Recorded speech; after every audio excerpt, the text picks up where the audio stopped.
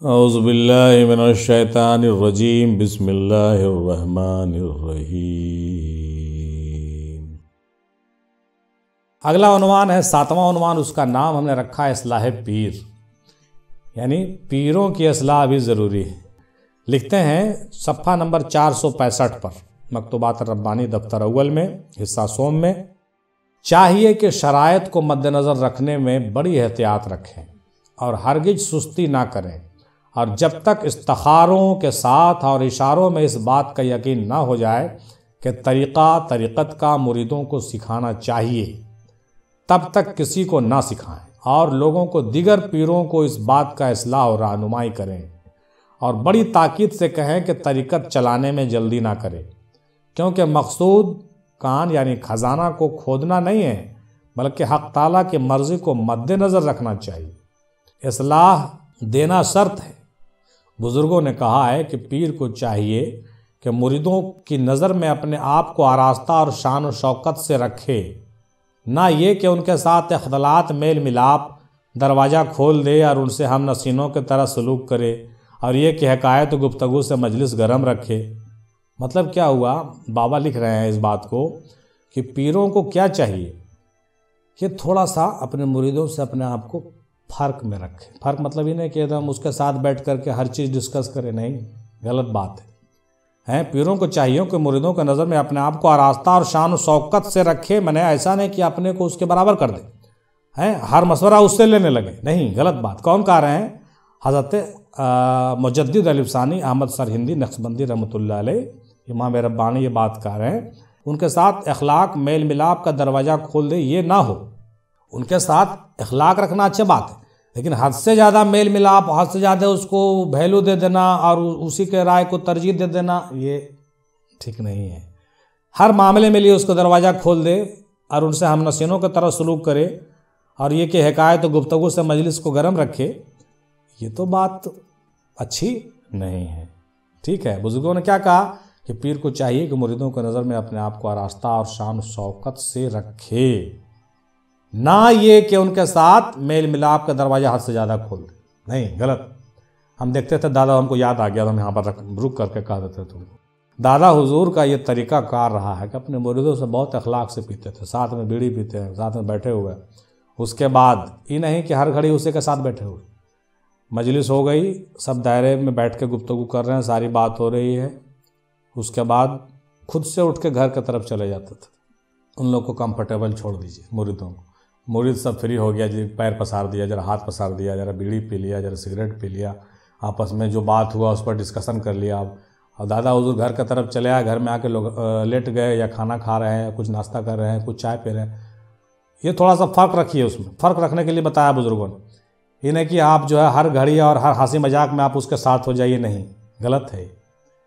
آپ پیر نہیں جی، آپ پیر کے اپنے پورے اس چیز کا خیال رکھیں، اپنے مرتبے کا، اور اپنے اہمیت کو اس سے تھوڑا سا ڈیفرنٹ رکھے۔ گرو نے آپ جی یہ طریقہ سکھایا گیا ہے، اس کے اندر اصلاح پیر بہت ضروری کہا گیا ہے کہ پیر کی بھی ان چیزوں میں اصلاح ہونی چاہیے۔ ہم دادا کو دیکھتے تھے اس طریقے سے اپنا امتیاز برقرار رکھتے تھے، وہ جہاں پر ملنے مشورہ کرنے کی بات ہے، ہر چیز میں مشورہ کر رہے ہیں، لیکن تھوڑا سا ہٹ کر کے، اپنا چھوی کو بچا کر کے۔ ان تمام چیزوں پر جو ہے مجدد الف ثانی رحمۃ اللہ علیہ نے بہت اچھا قلم چلایا ہے، اس لیے ہم نے ان چیزوں کو قلم بند کیا۔ اگلا عنوان ہے 8واں عنوان، نزول مہدی، آخر زمانے کے بارے میں بھی انہوں نے کیا بہترین 463 نمبر صفحہ پر یہ بات آپ کو ملے گی۔ اللہ تعالیٰ فرماتا ہے کہ اِنَّا نَحْنُ نَزَّلْنَا الذِّكْرَ وَإِنَّا لَهُ لَحَافِظُونَ، یعنی کہ ہم نے ہی قرآن مجید کو نازل کیا ہے اور ہم ہی اس کی حفاظت کرنے والے ہیں۔ اور جاننا چاہیے کہ حضرت خاتم الرسل علیہ السلام کے رحلت کر جانے سے 1000 سال کے بعد حضور صلی اللہ علیہ وسلم کی امت کے اولیاء جو ظاہر ہوں گے، اگرچہ وہ قلیل ہوں گے مگر اکمل ہوں گے، تاکہ اس شریعت کی تقویت پورے طور پر کر سکے۔ حضرت مہدی علیہ السلام جن کی تشریف آوردی کی نسبت حضور صلی اللہ تعالی وسلم نے بشارت فرمائی ہے، 1000 سال کے بعد پیدا ہوں گے، اور حضرت عیسیٰ علیہ السلام خود بھی 1000 سال کے بعد نزول فرمائیں گے۔ یعنی حضرت مجدد الف ثانی رحمۃ اللہ علیہ، حضرت امام ربانی نے امام مہدی کے ظہور کے بارے میں بھی بات لکھ دی کہ رسول پاک کے 1000 سال کے بعد ان کا جو ہے کیا ہوگا، ظہور ہوگا اور عیسیٰ کا نزول ہوگا، اور یہ حق ہے، ہوگا ہی ہوگا، کوئی گنجائش نہیں ہے کہ اس کو کوئی جھٹلا دے۔ بہت سے لوگ ایک دم دعویٰ ٹھوکتے رہتے ہیں کسی حال میں نہیں ہوگا، ہمارا پیر ہی مہدی ہے، ہم مولوی دجال ہے۔ ارے بھائی، آپ کا پیر مہدی ہے، مولوی دجال ہے، تو امام ربانی جھوٹے ہیں نا، آپ سچے ہو، امام ربانی جھوٹے ہیں۔ شرم کرو یار، اپنے اپنے بزرگوں کو جو ہے جھٹلاتے ہو، تم جس سلسلے میں ہے اس سلسلے کے پیروں کو جھٹلاتے ہو، تو یہ افسوس کی بات ہے۔ یہ نزول عیسیٰ، ظہور مہدی کا ذکر حضرت امام ربانی رحمۃ اللہ علیہ نے بھی بالکل ببانگ دہل کیا ہے کہ 1000 سال کے بعد، اب تو 1400 سال ہو گئے، یعنی ہوگا ہی ہوگا، اس میں کوئی گنجائش نہیں ہے۔ کوئی آدمی اگر یہ کہہ رہا ہے کہ نہیں ہوگا تو جھوٹ بات ہے، یہ ہونا ہی ہے۔ سمجھ رہے ہیں کہ نہیں؟ آگے بڑھتے ہوئے عنوان نمبر 9 دیکھ لیجئے، ولادت رسول سب سے جدا ہے۔ ولادت رسول پر بھی بابا پیج نمبر 461 پر رقم تراز ہیں۔ جاننا چاہیے کہ حضور صلی اللہ تعالیٰ علیہ وسلم کی پیدائش دوسرے افراد انسانی کے پیدائش کی طرح نہیں ہے، بلکہ جہاں کے تمام افراد میں سے کسی فرد کے ساتھ آپ کی پیدائش اور آپ کا وجود انور مناسبت اور مشابہت نہیں رکھتا، کیونکہ حضور صلی اللہ تعالیٰ علیہ وسلم باوجود جسم عنصری رکھنے کے نور حق تعالیٰ سے پیدا ہوئے ہیں۔ یہ بات بھی ان دیوبندیوں کے لیے جو ہے تازیانہ عبرت ہے جو کہتے ہیں کہ ہمارے رسول نور نہیں ہیں۔ مجدد الف ثانی کہہ رہے ہیں کہ وہ نور ہیں، باوجود جسم عنصری کے نور حق تعالیٰ سے پیدا ہوئے ہیں۔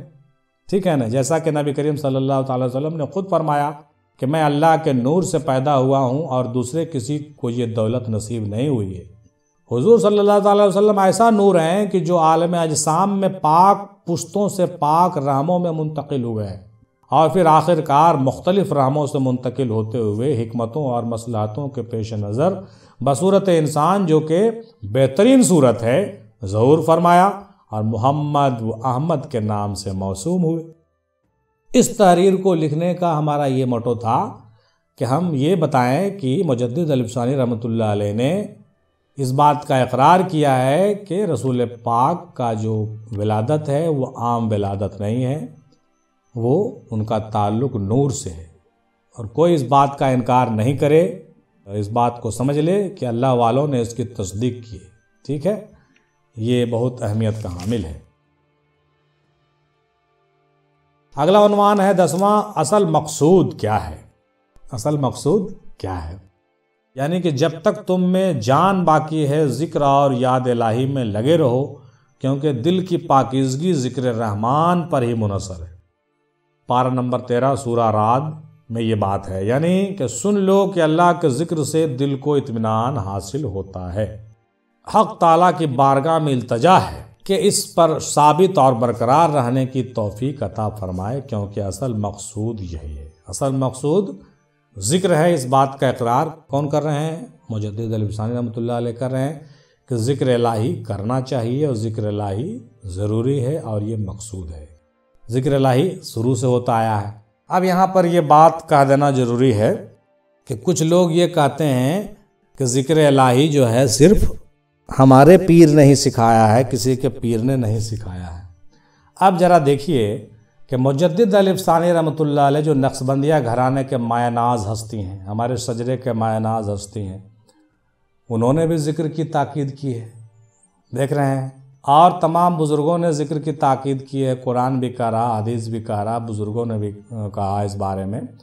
تو ایسا نہیں ہے کہ کوئی قلب ذکر اگر دے رہے ہیں تو سوچ رہے ہیں کہ وہ میری میراث ہے، میں ہی قلب ذکر دے رہا ہوں، میں نے شروع کیا، اور کوئی بزرگ جانتے ہی نہیں تھے قلب ذکر، کسی کو حق ہی نہیں تھا اس میں ذات دینے کا۔ یہ عجیب بات، یہ عجیب و غریب بات ہے، ان چیزوں کو سمجھنا چاہیے اور اس کی حقیقت کو پہچاننا چاہیے کہ بزرگوں نے، تمام سلاسل کے بزرگوں نے ذکر دیا ہے، اور تمام سلاسل کے بزرگوں میں ذکر موجود ہے۔ تو ہمارا یہ کہنا، کسی کا یہ کہنا کہ نہیں بھائی بس ہم کو تو بھائی قلب ذکر مل گیا، میں تو جنتی ہو گیا ہوں، میرا سینہ روشن ہو گیا، میں ذاکر قلبی ہوں، اور یہ جو ہے فلانے صاحب کا کرم ہے۔ ارے بھائی، یہ آپ کی کاپی رائٹ تھوڑی ہے، ذکر الہی قلب ذکر آپ کی کاپی رائٹ نہیں ہے، یہ تمام اللہ والے بزرگوں کے جانب سے پیش کی گئی ہے اور سبوں نے دیا ہے۔ کیا ہمارے دادا حضور نے نہیں دیا لوگوں کو قلب ذکر؟